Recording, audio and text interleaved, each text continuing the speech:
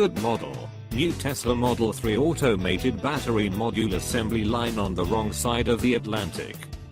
It's no secret that Tesla is behind on Model 3 production. Tesla even admits that bottlenecks are a large part of why it lost so much money last year.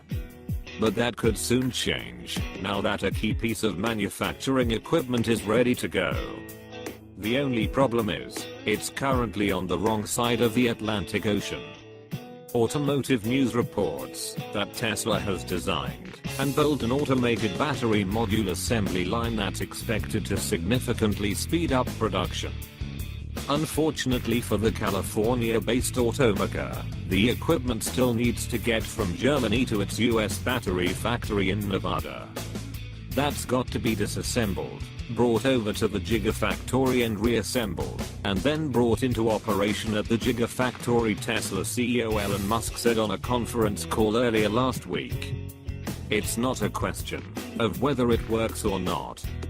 It's just a question of disassembly, transport, and reassembly. The problem is, Tesla also recently told investors that by the end of next month, it expects to more than double Model 3 production. To avoid missing its goal of building 2,500 Model 3s per week, Tesla has only a few weeks to get its automated assembly line across the Atlantic. Without the new assembly line, it's hard to see how Tesla could build enough batteries to meet its production goals. But when that eventually does happen, expect to see a lot more Tesla Model 3s on the road.